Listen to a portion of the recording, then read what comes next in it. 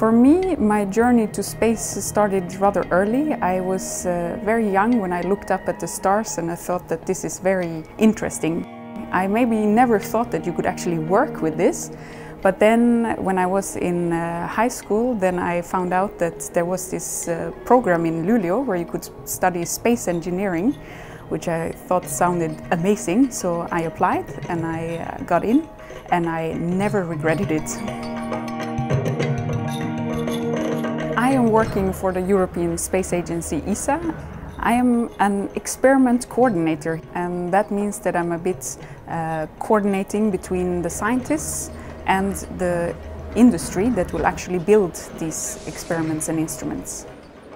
What I like is the variety, that there are so many different things you can do about space. I get to meet so many different kinds of people. I meet the politicians, I meet the scientists, I meet engineers, I meet people that work in the industry, and then I try to tie all this together and make sure that the money is spent on good experiments and instruments.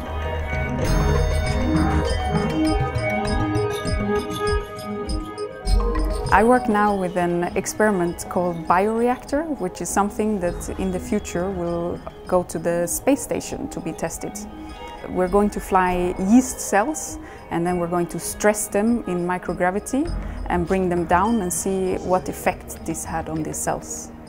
Now when we go to space, it all has to be automated and work by itself. And that is really the main challenge. And to make it safe, because it's going to fly on the space station where there are astronauts, so we cannot risk that there's any toxic substances leaking out of the experiment. There are so many things that have to work. They have to work by themselves, and we have no second try. So once we're done with the hardware, it has to work.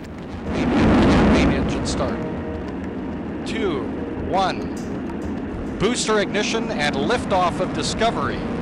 I had the privilege to be actually part of a launch. This was something amazing in the sense that you could really see something going into space, which is in the end what you work also now when I work with instruments, to have the feeling that it will go into space. Something that I touched, something I worked on is in space. That is just amazing.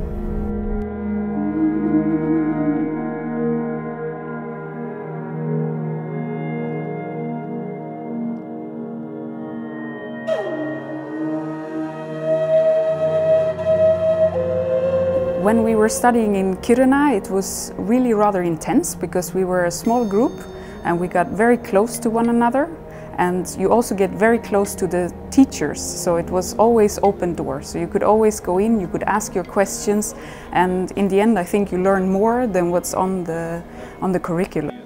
During my studies we met a lot of different people also giving us lectures. There were people from ESA, there were people, scientists from a bit all over the world, and that already gave the flavor, and I really wanted to continue with this and work in an international environment, which I think I was very well prepared for.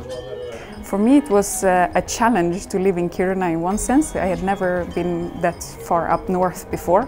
I have so many great memories from the time in Luleå and also from the time in Kiruna. It was a time where I met a lot of friends, where I met friends for life, and where I had a lot of fun both studying and outside the studies.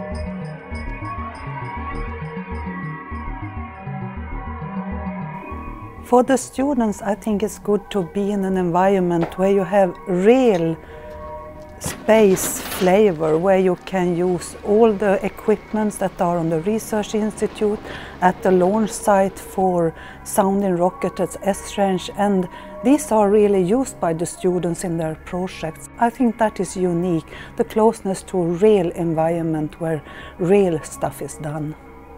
If they can cope with the challenges living here and doing their education up here, they are also prepared for new environments all over the world. So I think it's a good education for young people just to be in an extreme environment.